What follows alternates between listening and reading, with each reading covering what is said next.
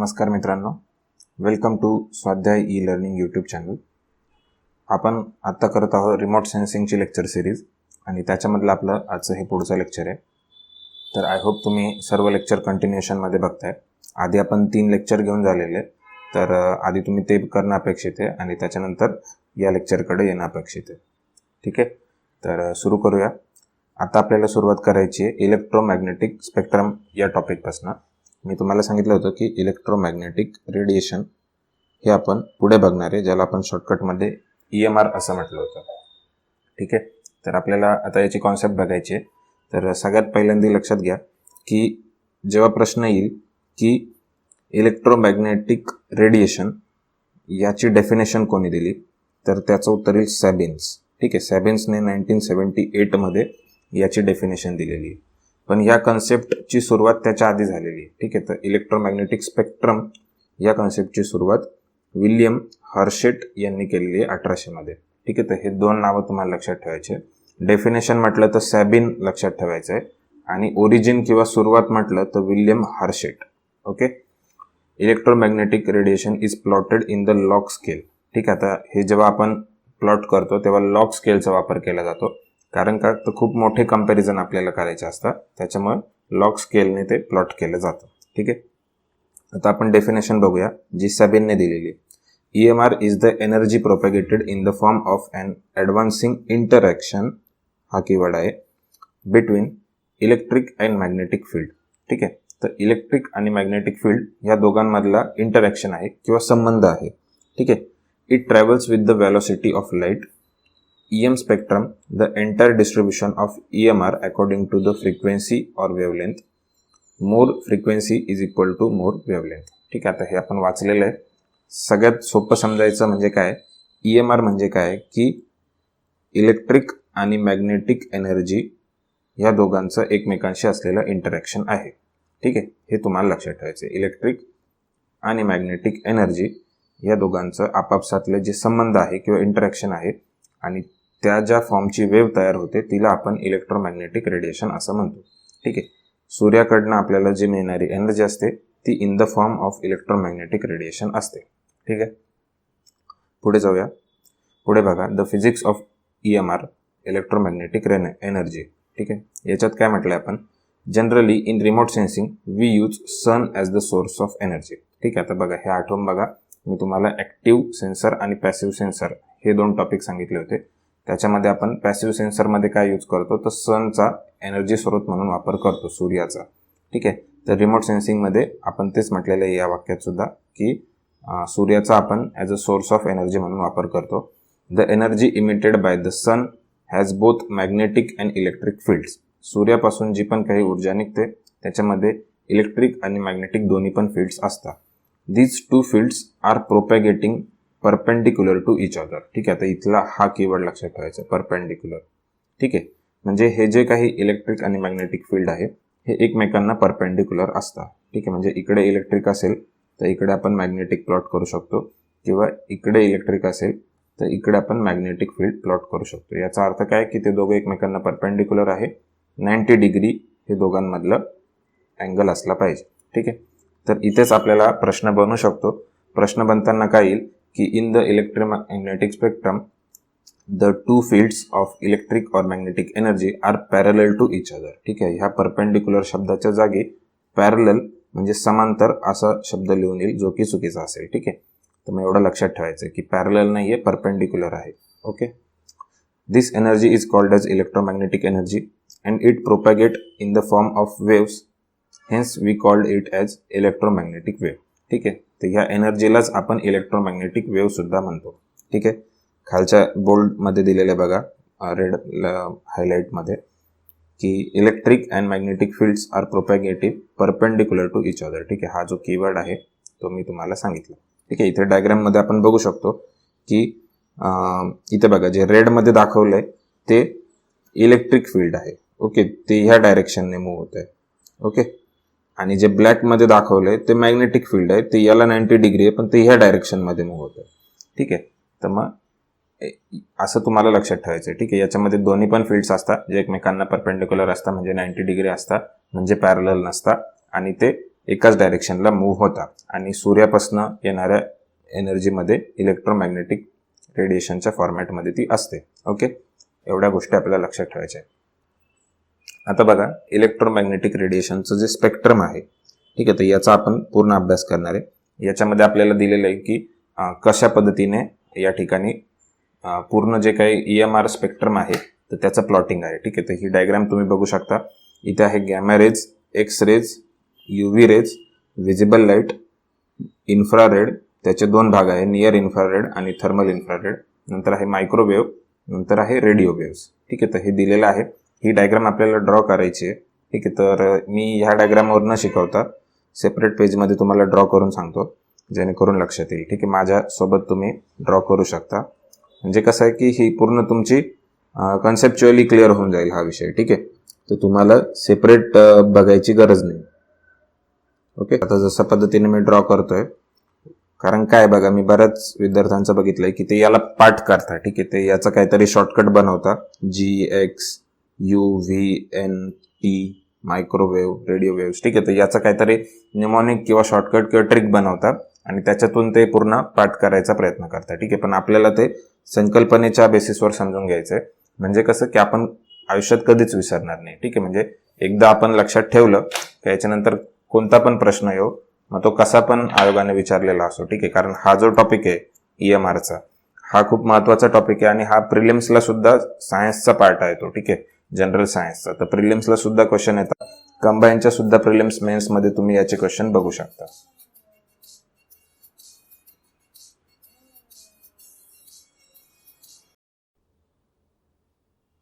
आता बघा, हा टॉपिक थोडा डिटेलमध्ये घेण्याचं कारण हेच आहे की याच्यावरती खूप क्वेश्चन्स आलेले आहे. ठीक आहे, इथे स्क्रीनशॉट दिसतोय तुम्हाला. मी माझ्या नोट्समध्ये पूर्ण स्पेक्ट्रम काढलेलं आहे, तर त्याच पद्धतीने तुम्हाला ड्रॉ करायचं आहे. ज्या पद्धतीने मी शिकवतोय ना त्या पद्धतीनेच ड्रॉ करा, म्हणजे कसं ते तुमच्या कायमस्वरूपी मेमरीमध्ये लक्षात राहील. ठीक आहे, आणि त्याला पाठ करायची गरज नाही आहे. बरेच लोक काय करताय, याला काहीतरी निमॉनिक बनवून पाठ करताय, तर तसं करायचं नाही आहे. जसं कन्सेप्च्युअली सांगतोय तसं लक्षात ठेवायचं आहे. ठीक आहे, त्याच्यात चुकणार नाही. ठीक आहे, आणि कसा पण क्वेश्चन आला तरी आपला तो टॅकल होईल. ओके, आता 9 बॉक्सेस आपण काढलेले, 3-3-3चे गट केलेले. ठीक आहे, तर सगळ्यात पहिले जो मिडल 3चा जो बॉक्स आहे, तर याला आपण ठरवतोय की हे आहे विजिबल लाईट्स किंवा विजिबल स्पेक्ट्रम. ओके, हे मधले जे 3 दिसत आहेत ते. ठीक आहे, मग याच्यामधलं डिव्हिजन कसं आहे, याच्यातला जो राईट साईडचा आहे तो असतो रेड कलर. ओके, त्याच्यानंतर त्याच्यातला जो मिडलचा आहे तो आहे ग्रीन कलर आणि जो लेफ्ट साइड आहे तो आहे ब्लू कलर. ओके, तर हे 3 प्रायमरी कलर आहे, ब्लू, ग्रीन आणि रेड. या तिघांना प्रायमरी कलर सुद्धा म्हणतात. ठीक आहे, आणि याच्यामध्ये एक लक्षात ठेवायची की याची रेंज किती आहे. ठीक आहे, याची रेंज विचारलेली आहे, बऱ्याचदा विचारलेली. विजिबल लाईटची रेंज काय आहे, तर ती आहे 0.4 मायक्रोमीटर पासून तर 0.7 मायक्रोमीटर. ओके, हा फॅक्ट तुम्हाला लक्षात ठेवायचा आहे. 0.4 पासून तर 0.5, म्हणजे या प्रत्येक कलरसाठी एक एक त्या ठिकाणी युनिट दिलेलं आहे. 0.4 to 0.5 मध्ये ब्लू येईल, 0.5 to 0.6 मध्ये ग्रीन येईल आणि 0.6 to 7 मध्ये रेड येईल. ओके, तर हे तुम्हाला लक्षात ठेवायचं आहे. आणि याच्यामध्ये अजून महत्वाचं काय की बघा, या ठिकाणी मी हे आता कट करतो. ओके, तर बघा, याच्यामधला अजून दुसरा महत्वाचा पॉइंट काय की हे जे विजिबल लाईट आहे, तर याला आपण विजिबल का म्हणतोय, तर हे तुमच्या डोळ्यांना दिसत आहे. ठीक आहे, आपल्या डोळ्यांना जे दिसणार आहे तर ते हेच लाईट्स असणार आहे. ठीक आहे, याच्यापेक्षा लेफ्ट साईडचे, म्हणजे विजिबलच्या लेफ्ट साईडचे आणि विजिबलच्या राईट साईडचे जे पण काही वेव्ज आहे किंवा रेज आहे किंवा एनर्जी आहे, तर ती आपण पाहू शकत नाही. ठीक आहे, तर ती आपल्या डोळ्यांना विजिबल नाही. हा पॉइंट आपल्याला लक्षात ठेवायचा आहे. आणि आपण रिमोट सेन्सिंगसाठी कशाचा वापर करणार आहे, तर रिमोट सेन्सिंगसाठी मेनली आपण विजिबल लाईट्सचा वापर करणार आहे. ठीक आहे, इथे मी मेनली हा शब्द वापरलाय, तुम्ही लक्षात ठेवा. मेनली आपण विजिबल लाईट्सचा वापर करतो रिमोट सेन्सिंगमध्ये. ठीक आहे, आणि दुसरा महत्वाचा काय की इकडचे जे 3 मी आता ड्रॉ करणार आहे, हे आपण कोणत्याच केसमध्ये रिमोट सेन्सिंगसाठी यूज करत नाही.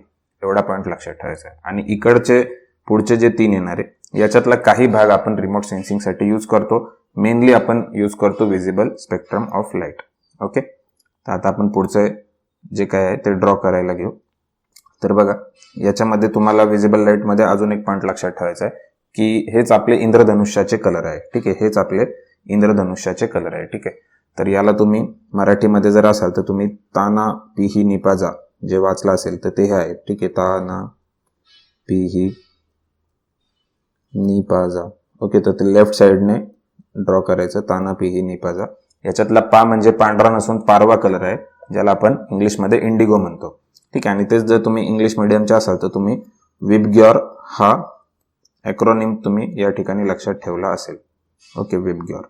Red, orange, yellow, green, blue, Indigo and violet. तर अशा पद्धतीचे हे कलर आहे. ठीक आहे, तर हे लक्षात ठेवायचं आहे. तुम्ही कोणत्याही पद्धतीने लक्षात ठेवू शकता. मराठीवाले ताना पिही निपाजा ते तुमच्या पद्धतीने, आणि इंग्लिश मिडियमवाले विबग्योर या ॲक्रोनिमने लक्षात ठेवू शकता. ओके,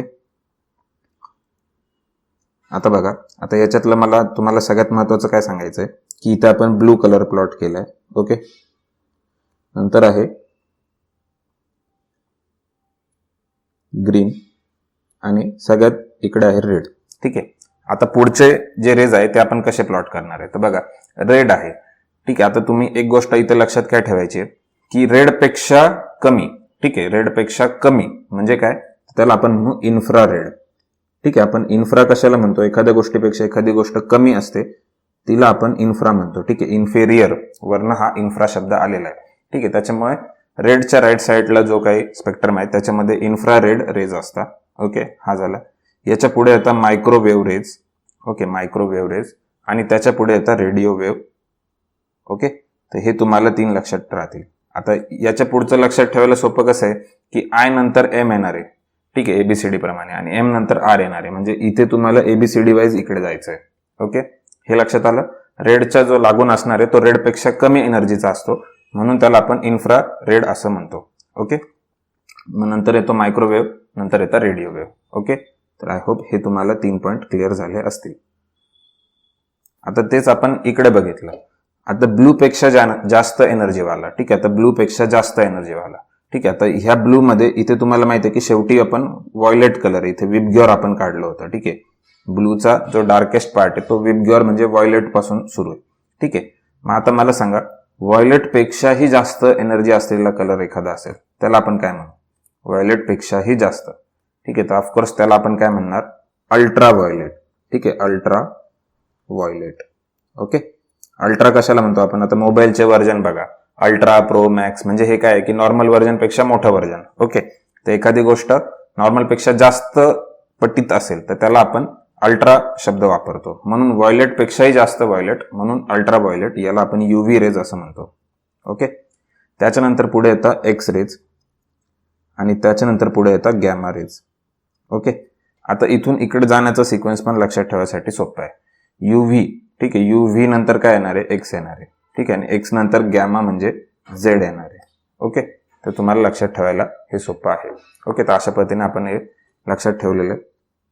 ठीक आहे, याच्यामधली मी तुम्हाला फ्रिक्वेन्सी सांगितलेली आहे मगाशी, याच्यामधली मी तुम्हाला वेवलेट सांगितलेली आहे मगाशी. 0.4 पासून तर 0.7 ही विजिबलची असते. ठीक आहे, तर हा आकडा आपल्याला लक्षात ठेवायचा आहे. ठीक आहे, तर आणि अजून याच्यामधलं एक महत्वाचा पॉईंट काय, जो याच्या फ्रिक्वेन्सी आणि वेवलेंथशी रिलेटेड आहे. ठीक आहे, फ्रिक्वेन्सी आणि वेवलेंथशी रिलेटेड आहे. तर एक सेकंड आपण वेवलेंथ काढूया म्हणजे तुम्हाला तो पॉईंट लक्षात येईल. ठीक आहे, आता वेवलेंथ जर आपण काढली तर ती कशी काढणार आहे आपण बघा. इथे बघा, जर गॅमा रेसचा जो भाग आहे, ठीक आहे, तर इथे फ्रिक्वेन्सी खूप जास्त आहे.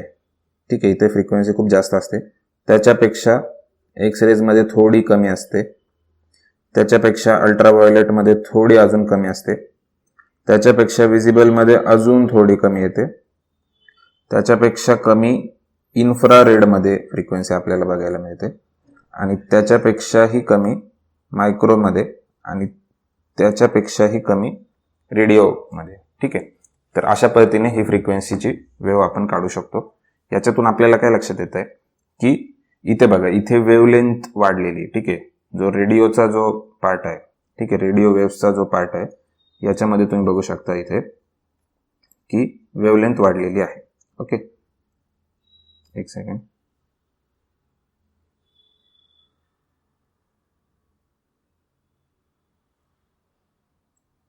हां, हा जो पार्ट आहे इकडे तुम्हाला दिसतंय की वेवलेंथ वाढली आहे आणि इकडे वेवलेंथ खूप कमी आहे. ठीक आहे, याच्यातून आपल्याला अजून काय समजून घ्यायचं आहे, फ्रिक्वेन्सी आणि वेवलेंथ मधला फरक. ठीक आहे, फ्रिक्वेन्सी आणि वेवलेंथ मधला फरक तो काय आहे की जिथे फ्रिक्वेन्सी जास्त आहे तिथे वेवलेंथ कमी असते. ठीक आहे, हे दोघं इनव्हर्सली प्रपोर्शनल आहे. आणि याच्या आधी आपण काय बघितलं होतं की फ्रिक्वेन्सी आणि एनर्जी मधलं रिलेशन जे आहे प्रपोर्शनल आहे. ठीक आहे, ते प्रपोर्शनल आहे म्हणजे ते समप्रमाणात आहे. आणि फ्रिक्वेन्सी आणि वेवलेंथचं जे रिलेशन आहे ते विषम प्रमाणात आहे. ठीक आहे, तर ते इनव्हर्सली प्रपोर्शनल आहे. ठीक आहे, तर हा तुम्हाला फॅक्ट इथे लक्षात ठेवायचा आहे. ठीक आहे, म्हणजे तुम्हाला याच्यातनं लक्षात काय ठेवायचं आहे की जसं आपण या स्पेक्ट्रमच्या लेफ्ट टू राईट जाणार आहे. ठीक आहे, एक मिनिट आपण ते ड्रॉ करूया म्हणजे लक्षात येईल. ठीक आहे, जसं आपण या स्पेक्ट्रमच्या लेफ्ट टू राईट जाणार आहे तशी वेवलेंथ वाढत जाणार आहे. ठीक आहे, आणि तेच आपण जर ह्या स्पेक्ट्रमच्या राईट टू लेफ्ट गेलो तर फ्रिक्वेन्सी वाढत जाणार आहे. ठीक आहे, ओके. इकडे वेवलेंथ वाढते -2+ आणि इकडे फ्रिक्वेन्सी वाढते -2+. ठीक आहे, तर हे याच्यातलं रिलेशन आहे. आता बघा, हे आपण एकदा संकल्पनेच्या बाबतीत आपण हे एकदा क्लिअर केल्यावरती याच्यावरती कुठला पण प्रश्न येऊ द्या. ठीक आहे, आपल्याला कंपॅरिझन मध्ये कोणत्या पण रेसची दुसऱ्या रेस सोबत फ्रिक्वेन्सी कमी आहे जास्त आहे, वेवलेंथ कमी आहे जास्त आहे, एनर्जी कमी आहे जास्त आहे, असं कंपॅरिझनचा कुठला पण प्रश्न आला तरी तो आपण सॉल्व्ह करू शकतो. ठीक आहे, तर आय होप तुम्हाला हे जे EMR आपण ड्रॉ केलंय हे समजलं असेल. ठीक आहे, तर हेच मी इथं माझ्या नोट्समध्ये ड्रॉ केलं होतं. पुन्हा एकदा इथं आपण कव्हर करूया. ठीक आहे, पुन्हा एकदा आपण इथे घेऊया. तर बघा, याच्यात मी तुम्हाला सांगितलंय की सगळ्यात लेफ्ट साईडला येतील ते आहे गॅमा रेज, नंतर आहे एक्स रेज, नंतर आहे UV रेज, नंतर आहे विजिबल लाईट्स, नंतर आहे इन्फ्रारेड रेज, नंतर आहे मायक्रोवेव्ह रेज, नंतर आहे रेडिओ वेव्ज. ठीक आहे, मग आता ह्या विजिबलला आपण थोडंसं ब्रॉड केलं तर याच्यामध्ये आपल्याला कळतं की 3 प्रायमरी कलर आहे, ब्लू, ग्रीन आणि रेड. यांची जी वेवलेंथ आहे तर ती किती आहे, 0.4 मायक्रोमीटर पासून तर 0.7 मायक्रोमीटर. आणि हे आहे most useful for remote sensing. ठीक आहे, तर हे मोस्ट युजफुल आहे. जनरली यांची शॉर्ट वेवलेंथ आहे आणि हाय फ्रिक्वेन्सी आहे. ठीक आहे, जनरली. ठीक आहे, आता हे कशाशी कम्पेअर करून कशाशी असेल तर ते फरक पडणार आहे, पण जनरल स्टेटमेंटमध्ये तुम्हाला हे लक्षात ठेवायचं आहे. ठीक आहे, बाकी इन्फ्रारेड पेक्षा कमी आहे फ्रिक्वेन्सी, कमी आहे की वेवलेंथ जास्त आहे, रेडिओपेक्षा कमी आहे की जास्त आहे, ते आपण आपल्या ह्या डायग्रामवरनं लक्षात ठेवू शकतो. ठीक आहे, तर इथे आपण दिलेलं आहे की ही फ्रिक्वेन्सी गॅमामध्ये सर्वाधिक आहे, एक्सरे मध्ये त्याच्यापेक्षा कमी होते, UV मध्ये अजून कमी होते, विजिबल मध्ये अजून कमी, आणि जसं जसं इकडे जाऊ तसं फ्रिक्वेन्सी अजून कमी होते. आणि फ्रिक्वेन्सीच्या विरोधात असते ती आहे वेवलेंथ. तर जसं वेवलेंथ या राईट साईडला कमी आहे तर तिकडे वेवलेंथ ही राईट साईडला सर्वाधिक आहे आणि लेफ्ट साईडला सर्वात कमी आहे. ओके, ठीक आहे. अजून याच्यामध्ये काय पॉईंट आहे बघा, हे जे इन्फ्रारेड आहे त्याला मी अजून डिवाइड केलंय, त्याचे 2 गट पाडले, एक नियर इन्फ्रारेड आहे आणि एक थर्मल इन्फ्रारेड आहे. ठीक आहे, तर काही काही ठिकाणी थर्मल इन्फ्रारेडचा सुद्धा रिमोट सेन्सिंगसाठी आपण वापर केलेला आहे. ओके, काही ठिकाणी आपण नियर इन्फ्रारेडचा सुद्धा वापर केलेला आहे. पण सगळ्यात महत्त्वाचं मी तुम्हाला काय सांगितलं की UV, एक्सरेज आणि गॅमा रेज यांचा वापर आपण कोणत्याच केसमध्ये रिमोट सेन्सिंगसाठी करत नाही, कारण हे रिमोट सेन्सिंगसाठी आयडियल नाही. कारण काय होणार आहे, UV, एक्सरेज आणि गॅमा रेज हे ज्या पण सरफेसला टच करणार आहे तर तिथून त्यांचे रिफ्लेक्शन होण्याचे चान्सेस कमी आहे, ते त्या सरफेसच्या आरपार निघून जाणार आहे. ओके, तर त्याच्यामुळे याचा आपण रिमोट सेन्सिंगमध्ये वापर करत नाही. ओके, ठीक आहे. आता याच्यामधला अजून एक मुद्दा आहे जो आहे UV रेसच्या संदर्भात, जो इथे मी पेन्सिलने लिहिलेला आहे, तर तो मी तुम्हाला सांगतो. तो मुद्दा असा आहे की UV रेसची एक प्रॉपर्टीज आहे. ठीक आहे, आता ही प्रॉपर्टी बघण्याच्या आधी आपण प्रत्येकाचे ऍप्लिकेशन्स बघूया. ठीक आहे, वन ऍप्लिकेशन आपल्याला लक्षात ठेवायचं. बघा, रेडिओ वेव्ह जे आहेत तर त्याचा यूज काय, तर रेडिओ कम्युनिकेशनसाठी याचा यूज आहे. ठीक आहे, नावातच आहे, विचारलं तर लक्षात ठेवायला सोपे. रेडिओ वेव्हचा यूज रेडिओ कम्युनिकेशनसाठी आहे. ठीक आहे, त्याच्यानंतर मायक्रोवेव्ह रेसचा यूज कशामध्ये, तर याचा यूज आपण मायक्रोवेव्ह ओव्हनमध्ये जे काही अन्न आहे ते गरम करण्यासाठी करतो. इन्फ्रारेडचा यूज आपण कुठे करतो, तर इन्फ्रारेडचा यूज नियर कम्युनिकेशनसाठी होतो. ठीक आहे, जवळच्या जवळचं जे कम्युनिकेशन आहे त्याच्यासाठी इन्फ्रारेडचा यूज होतो. म्हणजे आपण बघा, सुरुवातीच्या काही मोबाईल्समध्ये ब्लूटूथ ऐवजी इन्फ्रारेड ट्रान्समिशन असायचं. ठीक आहे, तर जवळच्या डिस्टन्समधलं कम्युनिकेशन खूप जवळ. ठीक आहे, म्हणजे दोन्ही डिव्हायसेस एकमेकांना जवळपास टच असले पाहिजे, तर त्याच्यातलं कम्युनिकेशन करण्यासाठी इन्फ्रारेडचा यूज होतो. विजिबल लाईट्स जे आपल्या डोळ्यांना दिसतात ते UV रेज UV रेसचा जो प्रमुख वापर आहे तो फ्लोरोसेन्स मध्ये आहे. ठीक आहे, म्हणजे प्रकाशमयता. ठीक आहे, फ्लोरोसेन्स. ओके.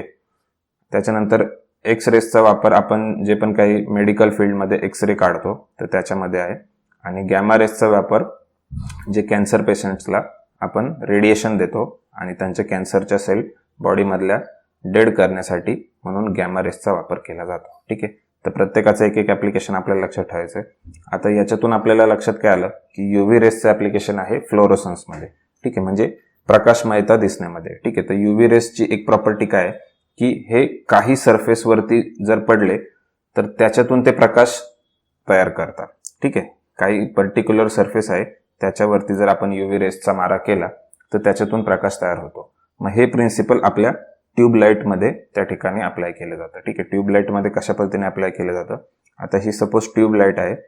ठीक आहे, तर ट्यूबलाईटचं जे कोटिंग आहे, ठीक आहे, जी काही काच आहे तर तिला फॉस्फरसचं मटेरियल लावलेलं असतं. ठीक आहे, फॉस्फर. ओके, फॉस्फरस मटेरियल लावलेलं असतं. आणि या फॉस्फरस मटेरियलची प्रॉपर्टी काय की याच्यावरती जेव्हा पण UV रेस पडतील तेव्हा याच्यातून प्रकाश तयार होईल किंवा लाईट तयार होईल. ठीक आहे, ही याची प्रॉपर्टी. मग आता आपल्याला ट्यूबलाईटमध्ये UV रेस जनरेट करायचे. याच्यासाठी आपण काय करतो, ट्यूबलाईटमध्ये UV रेस जनरेट करण्यासाठी आपण ट्यूबलाईटच्या आतमध्ये त्या ठिकाणी मर्क्युरी ठेवलेला असतो. ठीक आहे, लिक्विड फॉर्मॅटमध्ये मर्क्युरी ठेवलेला असतो. ओके, आणि ह्या मर्क्युरीवरती जेव्हा आपण याला ऑन करतो तेव्हा याच्यातनं इलेक्ट्रिक करंट फ्लो होतो. आणि मर्क्युरीची प्रॉपर्टी अशी आहे की मर्क्युरीमधनं जेव्हा इलेक्ट्रिक करंट फ्लो होईल तेव्हा तो UV रेजमध्ये कन्वर्ट होईल. ठीक आहे, तिथे UV रेज तयार होतील. ठीक आहे, मग ते तयार झालेले जे UV रेज आहे ते ह्या कोटिंगवरती अप्लाय केले जातात आणि त्याच्यातून आपल्याला प्रकाश दिसतो. ठीक आहे, तर हे UV रेजचं एक प्रॉपर्टी आहे ज्याच्यावरती क्वेश्चन पण आलाय म्हणून मी तुम्हाला सांगितलं. ठीक आहे, आता इथे आपण बघू शकतो की याच एका टॉपिकवरती किती क्वेश्चन आलेले, 12, 16, 17, 18, 19, 20, 2013, 21. ठीक आहे, म्हणजे खूप क्वेश्चन तुम्हाला या एका टॉपिकमधनं सॉल्व्ह होणार आहे. ठीक आहे, तर आय होप तुम्ही डायग्राम काढले असेल. ठीक आहे, पुढे जाऊया. आता बघा, प्रत्येक कलरची जी वेवलेंथ आहे ती आपण दिलेली आहे.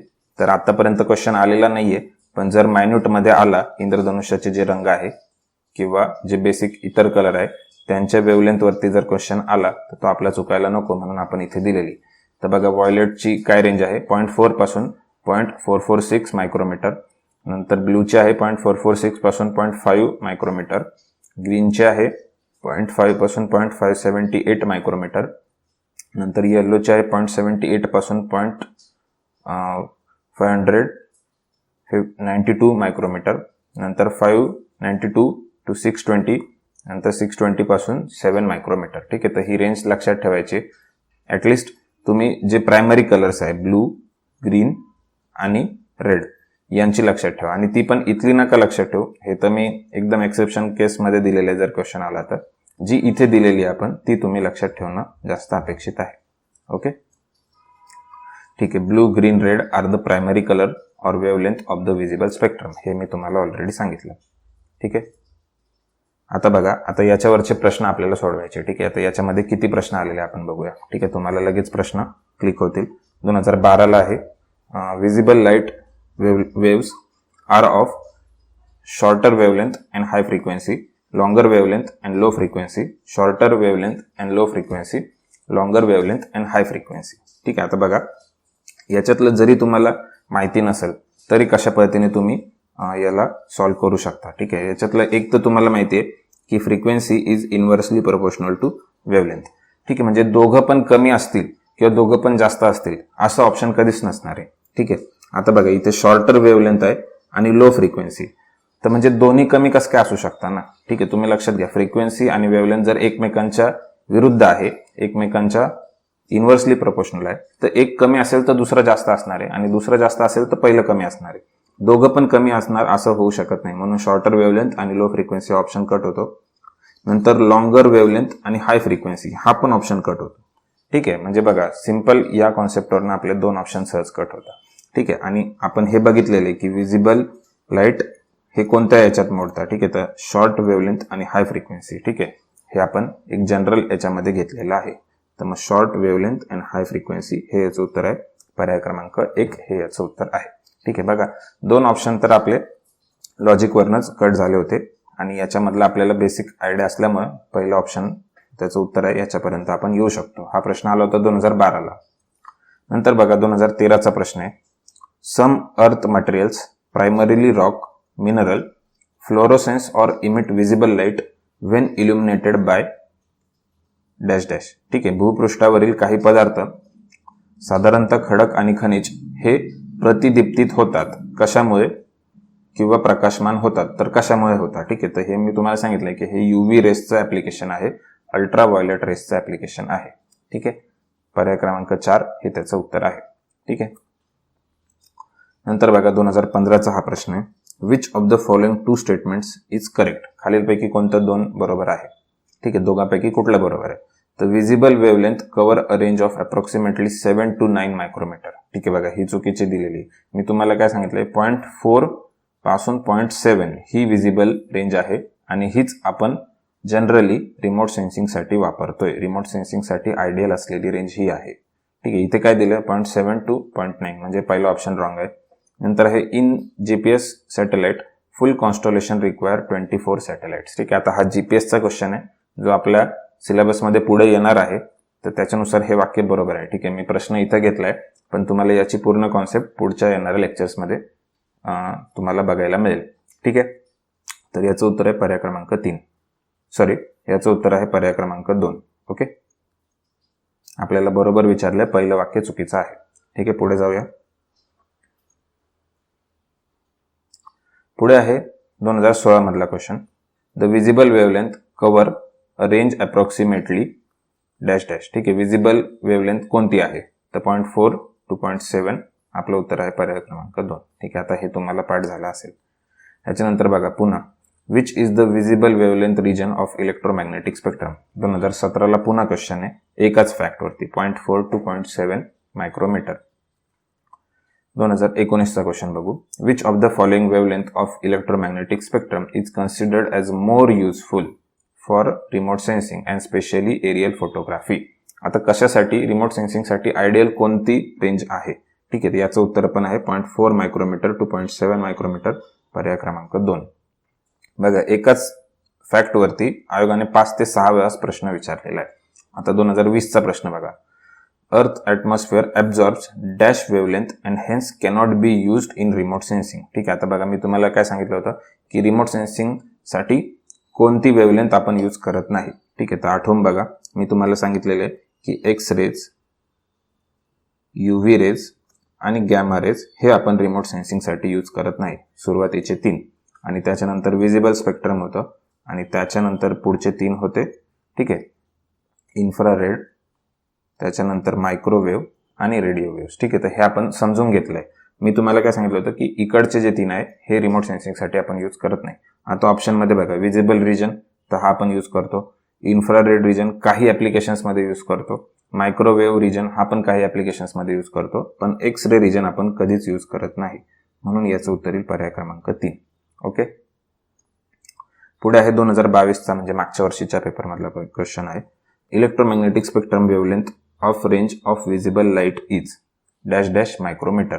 आता यांनी विचारलंय की विजिबल लाईटची रेंज कोणती, परत 0.4 to 0.7 मायक्रोमीटर. ठीक आहे, पर्याय क्रमांक 4 हे आपलं उत्तर आहे. ठीक आहे, बघा एक 7 ते 8 प्रश्न ह्या एकाच टॉपिकवरती आले होते जे की आपण इथे सॉल्व्ह केलेले आहे. ओके, पुढे जाऊया. पुढचा टॉपिक आहे energy interaction with the atmosphere. आता आपण बघितलं की सूर्यातून येणारी जी एनर्जी आहे ती EMRच्या फॉर्मॅटमध्ये येते आहे. ठीक आहे, मग ती पृथ्वीवरती आल्यावरती तिचं इंटरॅक्शन जे ॲटमॉस्फिअरशी होतं तर ते कोणत्या फॅक्टर्सवरती अवलंबून असतं. ठीक आहे, त्या एनर्जीचं ॲटमॉस्फिअरमध्ये होणारं इंटरॅक्शन किंवा संबंध हा कोणत्या फॅक्टर्सवरती अवलंबून आहे.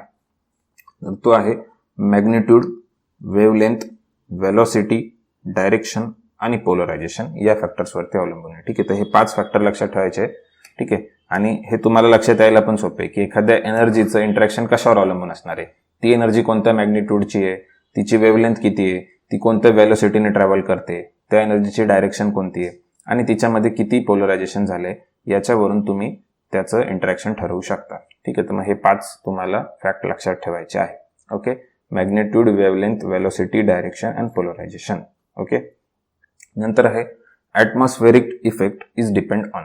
ठीक आहे, आता मग ती एनर्जी जी काय आहे ती ॲटमॉस्फिअरशी इंटरॅक्ट झाल्यावरती त्याचा जो ॲटमॉस्फेरिक इफेक्ट आहे तो कोणत्या गोष्टीवरती अवलंबून आहे, तर तो आहे पाथ लेंथवरती अवलंबून, नंतर मॅग्निट्यूड अँड वेव्हलेंथ आणि ॲटमॉस्फेरिक कंडिशन, ॲटमॉस्फिअरमध्ये त्यावेळेस काय कंडिशन आहे याच्यावरती तो अवलंबून आहे. ह्या 3 गोष्टींवरती अवलंबून आहे. याच्यातलं पाथ लेंथ हे काय असतं हे आपल्याला विचारलं जाऊ शकतं. तर path length is the distance travel by radiation in atmosphere. It is generally 2 times the length of atmosphere. ठीक आहे, म्हणजे पाथ लेंथ काय असते जनरली की जे रेडिएशन आहे तर त्याचं ॲटमॉस्फिअरमधलं किती डिस्टन्स ते ट्रॅव्हल करते. ठीक आहे, आता आपण समजा सूर्याला as a source of energy घेतलं आणि त्याच्यानंतर आपला जो काही ॲटमॉस्फिअरचा जो पार्ट आहे, ठीक आहे, आणि इकडे आपलं रिसिव्हर आहे किंवा सॅटेलाइट आहे. ठीक आहे, तर एनर्जी सूर्याकडनं येणार आहे, ॲटमॉस्फिअरमधनं ती सरफेसशी इंटरॅक्ट होणार आहे आणि पुन्हा ती आपल्या रिसिव्हरकडे किंवा सॅटेलाइटकडे डिटेक्ट होणार आहे. तर हा जो काही पार्ट आहे ॲटमॉस्फिअरमध्ये जी एनर्जी ट्रॅव्हल करते तर त्याला आपण पाथ लेंथ म्हणतो आणि हे जनरली 2 times असतं द लेंथ ऑफ ॲटमॉस्फिअर. म्हणजे ही जी ॲटमॉस्फिअरची लेंथ आहे याचे 2 times काय असतं, कारण एका साईडने ते जाणार आहे आणि एका साईडने पुन्हा रिसिव्हरपर्यंत येणार आहे. ठीक आहे, तर म्हणून हे 2 times असतं. ओके, तर path length is generally 2 times the length of atmosphere. Okay, नंतर magnitude and wavelength of electromagnetic spectrum and atmospheric condition याच्यावरती ते अवलंबून असतं. ओके, इथे जे पेन्सिलमध्ये दिलेलं आहे ते ऑलरेडी मी सांगून झालेलं आहे. ट्यूबलाईटचा फिनॉमिना एक्सप्लेन केलेला आहे. पुढे गेलो, पुढे आहे स्कॅटरिंग, ॲब्झॉर्प्शन आणि ॲटमॉस्फेरिक विंडो. आता ह्या 3 कॉन्सेप्ट आपल्याला बघायच्या. स्कॅटरिंग म्हणजे नक्की काय, ॲब्झॉर्प्शन म्हणजे काय आणि ॲटमॉस्फेरिक विंडो कशाला म्हणतात. तर स्कॅटरिंगला आपण मराठीमध्ये विखुरणे म्हणतो. विखुरणे म्हणजे काय की जेव्हा पण लाईट एखाद्या पार्टिकलशी इंटरॅक्ट होईल तेव्हा त्याच्यामध्ये ती जी लाईट आहे ती 4ही दिशांना परावर्तित केली जाणार आहे. ठीक आहे, तर या कंडिशनला आपण विखुरणे किंवा स्कॅटरिंग असं म्हणतोय. ठीक आहे, रिफ्लेक्शनमध्ये काय की तो रे येतोय आणि तो पुन्हा एकाच डायरेक्शनला रिटर्न जाणार आहे, याला आपण रिफ्लेक्शन म्हणतोय. ठीक आहे, आणि स्कॅटरिंगमध्ये काय आहे की त्या पार्टिकलशी इंटरॅक्ट झाल्यानंतर ती सर्व दिशांना एनर्जी मूव्ह होणार आहे, त्याला आपण स्कॅटरिंग म्हणत आहे. ओके, तर हे मराठीमध्ये मी सांगितलं. स्कॅटरिंगमध्ये काय होतंय बघा, स्कॅटरिंगमध्ये इट अफेक्ट स्कॅटरिंग म्हणजे स्कॅटरिंग या फिनॉमिनासाठी काय काय गोष्टींनी त्याला अफेक्ट होऊ शकतो. तर त्याच्यामध्ये बघा the speed of radiation, frequency आणि इंटेन्सिटी याच्यावरती स्कॅटरिंग डिपेंड आहे. ठीक आहे, म्हणजे रेडिएशनचा स्पीड झालं, त्याची इंटेन्सिटी आणि त्याच्यामध्ये असलेली फ्रिक्वेन्सी, ह्या 3 गोष्टींवरून स्कॅटरिंग ठरणार आहे. आणि स्कॅटरिंग हा एक प्रकारचा सरफेस फिनॉमिना आहे. It is inverse two wavelength. ठीक आहे, वेव्हलेंथच्या विरुद्ध असलेला सरफेस फिनॉमिना म्हणजे स्कॅटरिंग. ओके, याच्यानंतर आहे ॲब्झॉर्प्शन. ॲब्झॉर्प्शनमध्ये बघा incident energy written by the particles. ठीक आहे, म्हणजे याच्यामध्ये जे पण काही एनर्जी येणार आहे ती पुन्हा रिफ्लेक्ट होणार पण नाहीये. ओके, आणि सोबत ती स्कॅटरिंग पण होणार नाहीये. ती जे काही सरफेस आहे किंवा पार्टिकल आहे ते स्वतः ॲब्झॉर्ब करून घेणार आहे, स्वतःकडे ठेवणार आहे, त्याला आपण ॲब्झॉर्प्शन म्हणतोय. आणि याच्यासाठी कोणत्या कोणत्या गोष्टी कारणीभूत असतात, तर वॉटर वेपर झालं, CO2 झालं, ओझोन झालं, are the most efficient absorbers. Different gases absorb different energy wavelength. ठीक आहे, वेगवेगळ्या गॅसेसमध्ये वेगवेगळ्या पद्धतीची एनर्जी ॲब्झॉर्ब केली जाऊ शकते.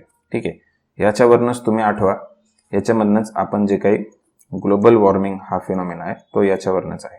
ठीक आहे, ग्लोबल वॉर्मिंग फिनॉमिना हा याच्याशी तुम्ही रिलेट करू शकता. ठीक आहे, कारण काही गॅसेस जे आहे ते सूर्याची एनर्जी हे ट्रॅप करताय स्वतःमध्ये. ठीक आहे, ते रिफ्लेक्ट करत नाही, ॲब्झॉर्ब करून घेत आहे. ठीक आहे, याच्यानंतर आहे atmospheric window. The range of wavelength of EM that can pass through earth atmosphere without loss. ठीक आहे, तर त्याला आपण ॲटमॉस्फेरिक विंडो म्हणतो. ठीक आहे, म्हणजे काय की एक रेंज आहे ज्याच्यामधनं इलेक्ट्रोमॅग्नेटिक रेडिएशन जे आहे ते पास होतं विदाउट एनी लॉस, त्याला आपण ॲटमॉस्फेरिक विंडो असं म्हटलेलं आहे. ओके, तर ह्या 2-3 डेफिनेशन्स आपल्याला लक्षात ठेवायचे आहे. याच्यावरती प्रश्न आला तर तो याच फॉर्मॅटमध्ये येईल की याचा अर्थ काय आहे, एवढा सिंपल क्वेश्चन येईल. ठीक आहे, तर एवढे नावं आपल्याला लक्षात ठेवायचे आहे. ठीक आहे, आता बघा याच्यामध्ये काय प्रश्न आलेला आहे. 2016ला एक प्रश्न येऊन गेलाय. The atmosphere scatters electromagnetic radiation by affecting its speed of radiation, its frequency and intensity. बघा आता हे आपण इथेच बघितलं की रेडिएशनला कोणत्या 3 गोष्टींनी आपण अफेक्ट होत आहे, रेडिएशन, फ्रिक्वेन्सी आणि इंटेन्सिटी. ठीक आहे, तर तोच प्रश्न विचारलाय 2016ला.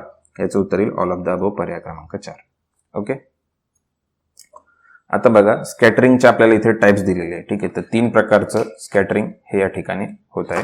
तर त्याचे टाइप दिलेले आहे, आपण बघूया.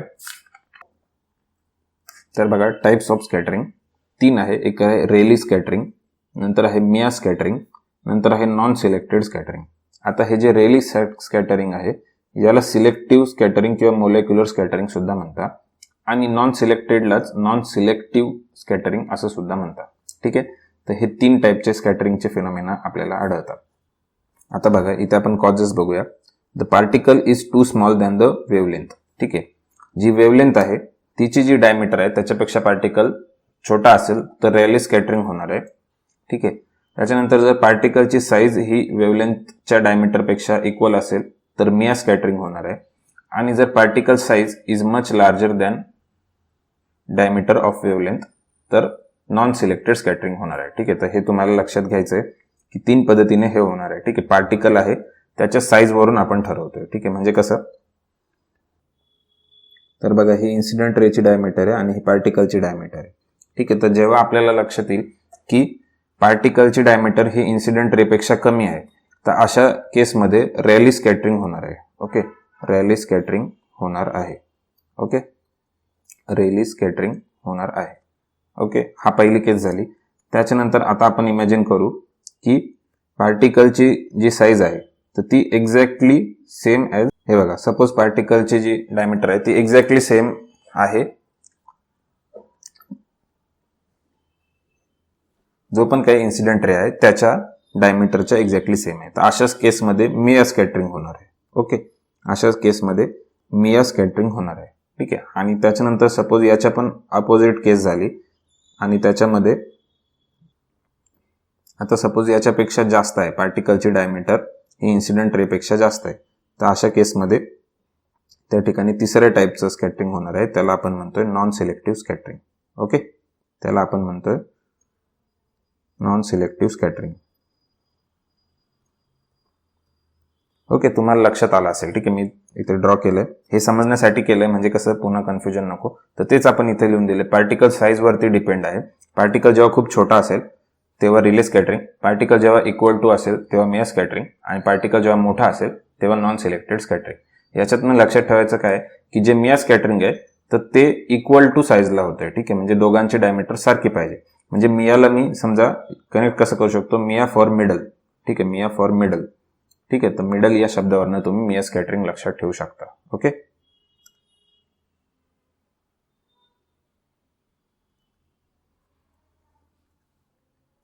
ठीक आहे, इथे डायमीटर दिली तर डायमीटर ही जवळपास 1/10 पेक्षा कमी असते, इज इक्वल टू असते आणि 10 पर्यंत जास्त असू शकते.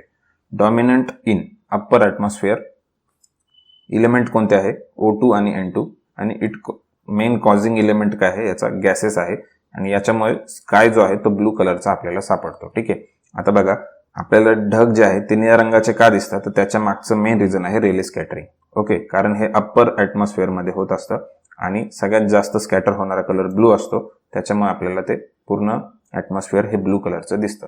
ठीक आहे, त्याच्यानंतर मिया स्कॅटरिंग हा जो फिनॉमिना आहे हा कुठे बघायला मिळतो आपल्याला, तर हा एरोझोल्समध्ये. एरोझोल्स म्हणजे काय, सस्पेंडेड पार्टिकल्स इन एअर. ठीक आहे, म्हणजे डस्ट आणि स्मोकचे जे काही पार्टिकल्स आहे तर त्याच्यावरनं जे स्कॅटरिंग होत आहे तर ते मिया स्कॅटरिंग होत आहे. ठीक आहे, आणि त्याच्यानंतर नॉन सिलेक्टेड स्कॅटरिंग, तर हे क्लाउड ड्रॉप्स. ठीक आहे, म्हणजे जे काही रेन ड्रॉप्स आहे, ठीक आहे, तर त्याच्या सोबत जे पण काही स्कॅटरिंग होणार आहे तर ते नॉन सिलेक्टेड किंवा नॉन सिलेक्टिव्ह टाईपचं असतं, त्याच्यामुळे ते ग्रे कलरचं दिसतं. ठीक आहे, म्हणून तुम्ही बघा जेव्हा पण पाऊस पडतो ठीक आहे तेव्हा ढग आपल्याला काळ्या किंवा ग्रे रंगाचे झालेले दिसतात. ठीक आहे, तर हे त्याचं ॲप्लिकेशन आहे.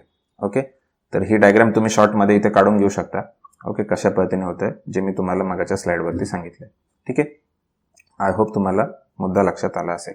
आता बघा याच्यावरती एक क्वेश्चन आलाय, dust, pollen, smoke and water vapour are common causes in which scattering. ठीक आहे, आता मी तुम्हाला सांगितलंय की डस्ट आणि स्मोक यांना आपण काय म्हणतोय, सस्पेंडेड एअर पार्टिकल्स म्हणजे एरोझोल्स.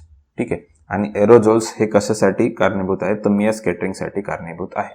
ओके, तेच आपण बघितलं, रेली स्कॅटरिंग हे अप्पर ॲटमॉस्फिअरमध्ये होत असतं, याच्यामध्ये सर्वात जास्त ब्लू कलर हा स्कॅटर होतो आणि पार्टिकल साईज ही लेस असते.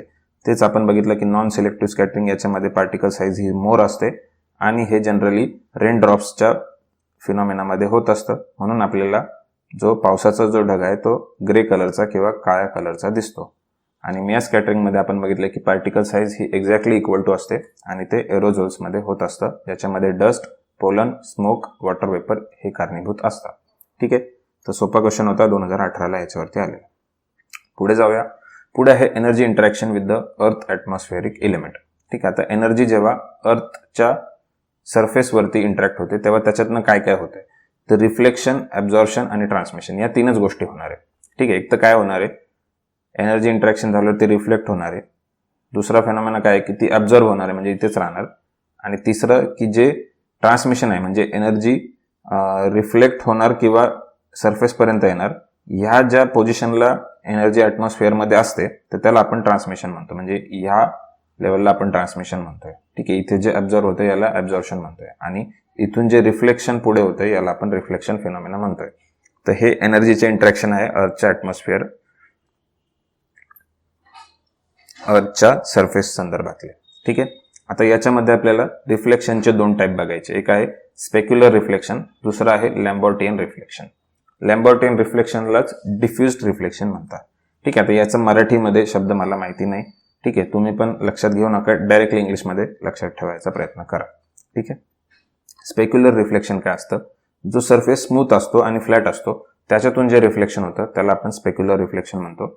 आणि जो सरफेस रफ असतो त्याच्यातून जे रिफ्लेक्शन होतं त्याला लॅम्बर्टियन रिफ्लेक्शन किंवा डिफ्युज्ड रिफ्लेक्शन म्हणतात. ठीक आहे, सरफेस फ्लॅट आणि रफ कसा. ठीक आहे, आता सपोज एखादा सरफेस आहे तो कम्प्लिटली फ्लॅट आहे. ठीक आहे, म्हणजे टाईल्स ज्या असतात. ठीक आहे, आता तुम्ही इमॅजिन करा की आपल्या घरातल्या ज्या टाईल्स आहेत त्या पूर्णतः फ्लॅट आहे. ठीक आहे, आणि तेच तुम्ही एखादं ग्राउंड इमॅजिन करा. ठीक आहे, एखादं ग्राउंड इमॅजिन करा, क्रिकेटचं ग्राउंड इमॅजिन करा, ते पूर्णतः फ्लॅट नसतं. ठीक आहे, त्याच्यामध्ये रफ सरफेस असतो. तर मग जे टाईल्सवरनं होणारं रिफ्लेक्शन असेल ते एक प्रकारे स्पेक्युलर रिफ्लेक्शन असेल आणि जे क्रिकेट ग्राउंडवरनं होणारं रिफ्लेक्शन असेल ते असेल लॅम्बर्टियन रिफ्लेक्शन. ओके, आता बघा स्पेक्युलर रिफ्लेक्शन मधलं एक प्रॉपर्टी काय की maximum reflection is along the angle of reflection. ठीक आहे, जो काही रिफ्लेक्शनचा अँगल असेल. ठीक आहे, इतक्यात आपण बघितलं, एक सेकंड, इतक्यात आपण काय बघितलं की रिफ्लेक्शन म्हणजे काय की हा सरफेस आहे, एनर्जी येत आहे आणि ते इथून रिफ्लेक्ट होते. तर हा जो रिफ्लेक्शनचा अँगल आहे, ठीक आहे, याला मी ब्लू कलरमध्ये मार्क करतो. तर स्पेक्युलर रिफ्लेक्शनमध्ये काय होतं की मॅक्सिमम एनर्जी ही या रिफ्लेक्शनच्या अँगलला असते. ठीक आहे, म्हणजे सपोज इथनं 100% एनर्जी येते आपल्याकडे. ठीक आहे, तर असं समजा की 90% एनर्जी ना ही या अँगल ऑफ रिफ्लेक्शनमध्येच असणार आहे. पण तेच जेव्हा आपण लॅम्बर्टियन रिफ्लेक्शन बघतोय तर जेव्हा आपल्याकडे 100% एनर्जी येते तर ती ऑल डायरेक्शनला मूव्ह होते. ठीक आहे, ऑल डायरेक्शनला मूव्ह होते. ठीक आहे, आणि हे एक प्रकारचं स्कॅटरिंग तुम्ही इथे इमॅजिन करू शकता. ठीक आहे, पण स्कॅटरिंग जे आपण बघितलंय ते हवेत होतंय, ते एअर पार्टिकल्सला होतंय. तर इथे आपण सरफेस सोबत डील करतोय. ठीक आहे, आणि इथे एनर्जी सर्व डायरेक्शनला मूव्ह होते. ओके, याच्यानंतर वॉटर प्रोव्हाइड स्पेक्युलर रिफ्लेक्शन आणि लॅम्बर्टियन रिफ्लेक्शन याला आपण काय म्हटलं, आयडियल फॉर रिमोट सेन्सिंग. ठीक आहे, कारण का तर ते सर्व दिशांना त्याचं रिफ्लेक्शन होणार आहे, त्याच्यामुळे ते रिमोट सेन्सिंगसाठी आयडियल आहे, जेणेकरून आपण पूर्ण एन्व्हायरमेंटची माहिती त्याच्यामध्ये मिळवू शकतो. ठीक आहे, आता बघा याच्यावरती एक क्वेश्चन आलेला आहे 2022 म्हणजे मागच्याच वर्षीच्या पेपरमध्ये आलेला आहे. आता याच्यात असं समजू नका की हे पेपर झाल्यानंतर मी माझ्या नोट्समध्ये हा पॉईंट लिहिला आहे. हा पॉईंट माझ्या नोट्समध्ये ऑलरेडी होता आणि त्याच्यानंतर त्याच्यावरती हा पेपर झालेला आहे. ठीक आहे, तर बघा in remote sensing which of the following 3 forms of interaction that can take place while energy strike upon or incident upon the surface. एखाद्या सरफेसवरती एनर्जी पडल्यावरती कोणत्या टाईपचे 3 इंटरॅक्शन असू शकतात, ॲब्झॉर्प्शन, ट्रान्समिशन आणि रिफ्लेक्शन. त्याच्यानंतर असोसिएशन. आता असोसिएशन असा शब्दच नाही आहे, त्याच्यामुळे हा ऑप्शन कट, हा ऑप्शन कट, हे तिन्ही पण ऑप्शन कट. ठीक आहे, याच्यात नंतर काय रिफ्लेक्शन हे असू शकतं.